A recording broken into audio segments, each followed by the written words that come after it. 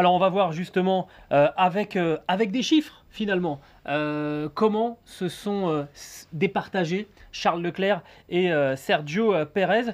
Des statistiques qui nous ont été préparées par Stéphane avec un travail absolument colossal, hein. D'ailleurs Non. je vous le dis au passage, 308 points pour Charles Leclerc contre 305 à Sergio Pérez.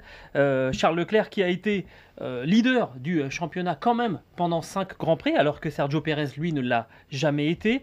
Charles Leclerc qui a essentiellement occupé cette deuxième place au championnat, hein, pendant 13 Grands Prix, alors que ça n'a été le cas que 4 fois pour Sergio Pérez. 3 victoires pour le Monégasque, 2 pour le Mexicain, 9 pole positions pour le pilote Ferrari contre une pardon, seulement à Sergio Pérez.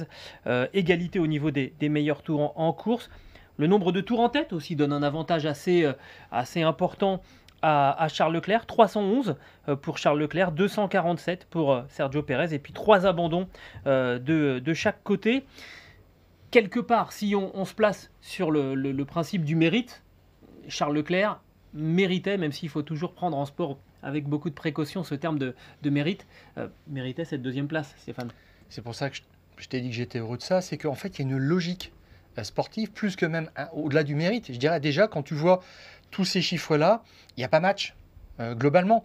Et puis, sur la manière, je dirais, Charles Leclerc a exprimé, a eu un panache permanent qu'on a rarement senti chez Pérez cette année. Et c'est pour ça aussi que ça en fait un beau vice-champion du monde. 9 pole positions, voilà, c'est-à-dire que c'est alors c'est pas le roi, mais c'est le prince du Oui. tour unique, du samedi, parce qu'on sait qu'il y a le roi reste Verstappen, mais ça lui donne une place à part, je trouve maintenant, par rapport à Verstappen qui a tout croqué, évidemment.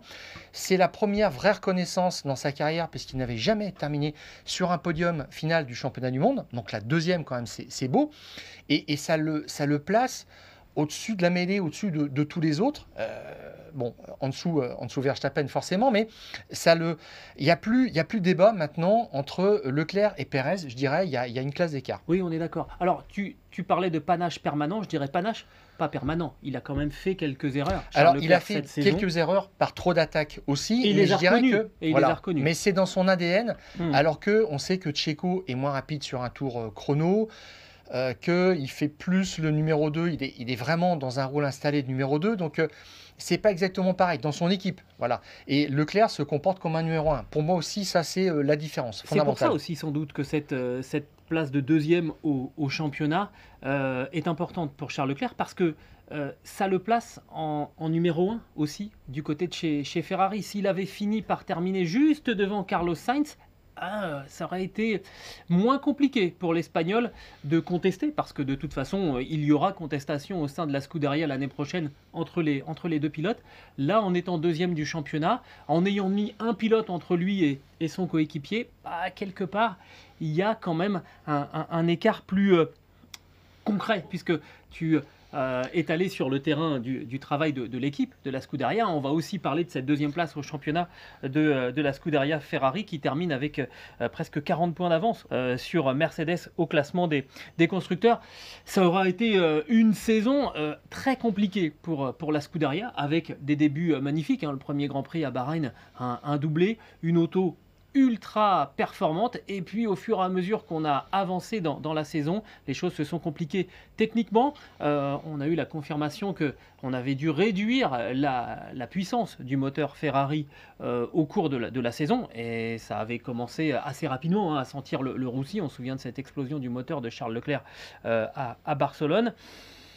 Et on va dire, sur le moyen terme, ça montre aussi un retour aux avant-postes de Ferrari, hein. Ferrari avait terminé 6e du classement des constructeurs en 2020, 3e l'an passé, assez loin de Mercedes. Il termine 2e cette saison, assez loin de Red Bull, il faut le reconnaître.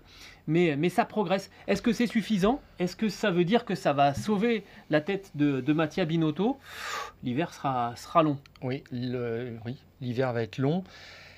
Je ne sais pas si tout dépend de Charles Leclerc.